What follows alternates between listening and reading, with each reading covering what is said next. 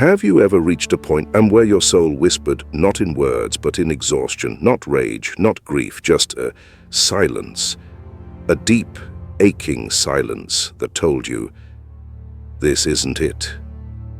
This life, this version of me, is not the truth. It doesn't happen with thunder or drama. It arrives quietly. After the 100th time, you said yes when you meant no. After the 1000th moment, you swallowed your pain to keep the peace. After all the nights you lay awake, wondering if maybe, just maybe, the problem was you. But it's not you. It's the life you built around an idea of worthiness that was never truly yours. The job that suffocates your spirit, the relationship that drains your energy, the self-image shaped more by survival than by truth. And then one day, something shifts. Not on the surface, but in the deepest part of you. A decision arises, not from logic, not from rebellion, but from an ancient part of the soul that has had enough. You say it quietly. Maybe only to yourself at first. No more. No more pretending. No more shrinking. No more betraying yourself for people who were never meant to understand you. Carl Jung called this moment the beginning of individuation, the sacred process of returning to who you truly are, underneath all the roles you've been forced to play. It's terrifying, because to become real, you must let the false self die. But it's also beautiful, because the life that is born from this death is finally yours. In this video, we will walk into that sacred fire together, not to burn, but to be reborn. You'll discover why letting go is not an ending, but the doorway to self-love. Why solitude is not punishment, but initiation. Why the love you've been chasing has always lived within you, waiting for this very moment to awaken. If you've ever felt like your heart was breaking because it could no longer carry what your soul never agreed to, this video is for you. Stay with me until the end, because something inside you is ready to wake up. And once it does, there's no turning back. And if you feel the pull already, subscribe now. And let's walk this path of healing, truth, and transformation together. Part 1, Naming the Pain. There are moments in life that don't explode. They dissolve. Not with screams, but with silence. Not with anger, but with a quiet exhaustion that whispers through your bones. You sit alone. No one is shouting.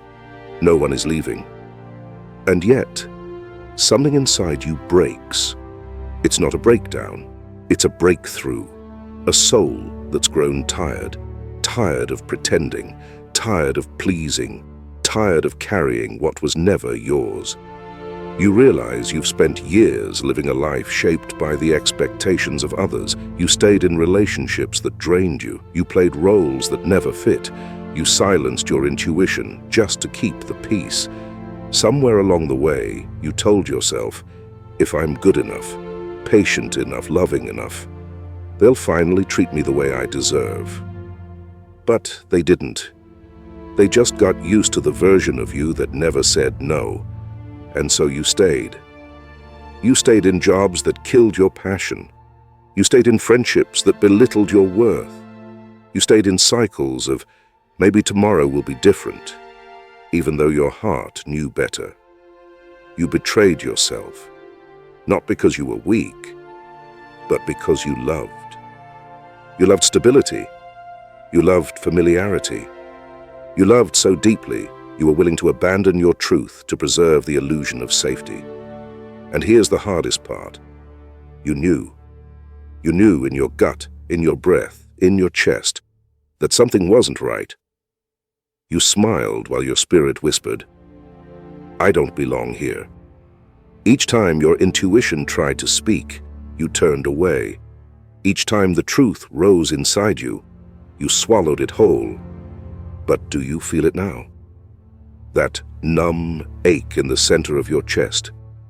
That subtle grief, not for what you lost, but for how long you've been away from yourself. Carl Jung once said, "Until you make the unconscious conscious, it will direct your life, and you will call it fate." What you've called fate may have just been a pattern of abandoning yourself so others won't feel discomfort. You're not broken. You're just exhausted from being what the world wanted you to be. But there's something sacred in this breaking, because once you name the pain, you begin the journey back home. A journey not toward perfection, but toward wholeness, toward your truest self. Part 2. Breaking the old story. Why do we stay in pain that we know is hurting us? Because somewhere along the way, we built our identity around it. We confused endurance with virtue. We told ourselves, this is just how life is. We believed the lie that suffering made us strong, made us lovable, made us safe. But what if I told you it wasn't strength, it was survival? You didn't stay because you were brave. You stayed because at some point you learned that love had to be earned, that being small kept you safe, that losing yourself was the price of being accepted. And slowly, without noticing, you made suffering your home. You wore it like armor.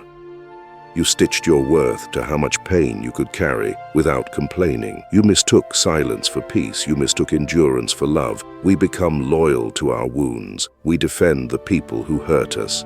We explain away the red flags. Because if we admit the truth, that we never had to suffer to be loved, the whole illusion crumbles. And what's left? Just you. Raw. Exposed.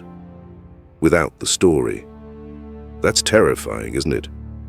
Because as much as we ache for freedom, we fear what will happen without the identity we've clung to.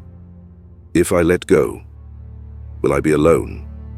If I walk away, will I still be lovable? If I stop proving my worth, who will I be? These questions aren't just thoughts. They're echoes from childhood, from moments when love felt conditional, from times you were taught to prioritize others over yourself. That pleasing meant belonging. Carl Jung believed that we inherit not just traits, but stories. Stories that bury themselves deep in the unconscious. Stories that say, you're not enough unless you're needed. You don't matter unless you fix everything. You're only lovable when you're useful. But here's the truth Jung whispered to those who dared to listen. You are not your survival story. You are not the pain you normalized. You are not the version of yourself you created to be accepted. You are what remains when you stop pretending. When you stop apologizing for your needs. When you stop making yourself small to make others comfortable. When you dare to question every belief that told you to stay silent. This is not rebellion. This is remembrance of who you were before the world told you who to be. And the moment you start letting go of the old story is the moment your real life begins. Part 3. Entering the shadow, Jung and the dark mirror. Carl Jung once said, "One does not become enlightened by imagining figures of light, but by making the darkness conscious." The darkness he spoke of is the shadow. Not something evil, not something shameful, but a part of you, a part that was hidden, not because it was wrong, but because the world told you it was unacceptable. When you were a child, you learned what earned love, what made people smile, what made them turn away, and anything that didn't fit, your anger, your needs, your wildness, your truth, you buried. That buried part didn't disappear. It became the shadow, and it has followed you ever since. It shows up in your patterns, in the relationships that leave you empty, in the fears that feel irrational, in the guilt that whispers, you don't deserve more. The shadow is the echo of everything you repressed, every no you swallowed, every boundary you never drew, every emotion you weren't allowed to feel. But here's the paradox. The more you run from your shadow, the more control it has. When you deny your anger, it leaks out as passive aggression. When you deny your sadness, it calcifies into numbness. When you deny your power, it festers into resentment. Unseen, the shadow becomes dangerous. Not because it's evil, but because it's unconscious. That's why the moment you say, "No more," you are not just rejecting a toxic situation. You are confronting the version of yourself who believed you had to stay. You are turning to face the part of you that was silenced for years. You are finally listening to the soul that whispered, "This isn't who we are." And that takes courage. Jung called this moment the beginning of individuation, the journey of becoming whole, not perfect, not always kind, not endlessly patient, but whole. And to become whole, you must walk through the places you've avoided. You must look into the mirror of your shadow and ask, what have I abandoned in myself? What did I hide to feel loved? What am I still afraid to see? Because healing doesn't happen through denial. It happens through integration. So when you say, "No more," you are not just setting a boundary with the world. You are opening a door to yourself. And behind that door, in the dark, waits everything you tried to forget. But now, you're finally ready to remember. Part 4, the rite of passage. Letting go of who you were letting go is not just about leaving a person. It's about releasing a version of yourself, the one who tolerated, who endured, who stayed quiet to keep the peace. This is not merely a breakup. It's a breakthrough, a spiritual shedding, a psychic death. You're not walking away from someone else. You're walking away from the story that said you had to earn love, that said your needs were too much, that said being good meant being small. At first it feels like falling into emptiness. There's no noise, no chaos, just silence. A hollow space where the old patterns once lived. And yes, it's terrifying. Because for so long, those patterns gave you identity. They made you feel safe, even when they hurt. But now, something inside you refuses to play that role anymore. Jung wrote that transformation always comes with a price, the death of the false self, the part of you that smiled through the pain, the part that apologized for asking too much, the part that bent until it broke. You don't need her anymore. But without her, who are you? This is where the real initiation begins. Not with answers, but with questions. Not with new love, but with sacred solitude. This space you're in, the emptiness, is not a punishment. It's a ritual. A liminal space between who you were and who you're becoming. Most people run from this void. They rush to fill it with distractions, new relationships, new goals, noise. Because silence can sound like loss. But it's not. This stillness, it's your return. A return to the pieces of you that were scattered. In every yes that should have been a no. In every compromise that felt like a betrayal. In every moment you abandoned your own soul to be accepted. Now, those pieces are calling you back. And the longer you stay with yourself in this silence, the more clearly you begin to hear the voice beneath the conditioning, the voice that says, "You were never too much. You were never meant to be broken. You are not here to be pleasing. You are here to be whole." This is the fire of growth. You are burning away the illusions, not to be consumed, but to be reborn. So if it feels like everything is collapsing around you, maybe it is, but only because the old life cannot hold the truth of who you are now. And when the ash settles, you'll see it was never the end, it was your beginning. Part 5, Deep Transformation, the end of proving, the beginning of peace. There's a quiet moment in your transformation when you realize you're no longer trying to prove anything, not your worth, not your strength, not your goodness. Something inside has shifted. The need to be chosen, disappears. The urge to chase validation dissolves. The craving for approval softens into stillness. Why? Because you've stopped negotiating with your own soul. You're no longer available for relationships that drain you. You no longer find chaos attractive. You don't mistake emotional hunger for love anymore. What once felt magnetic, intensity, inconsistency, the need to fix someone, now feels exhausting, heavy, wrong. That's how you know the healing is real. Carl Jung said that the external world reflects the internal one. And now that you've cleared the noise inside, the outside begins to mirror your new rhythm. You're not just cutting people off. You're cutting the pattern. You're no longer living from the wound, but from the wisdom the wound left behind. There's no grand performance. No need to convince anyone of your value. Because you've become it.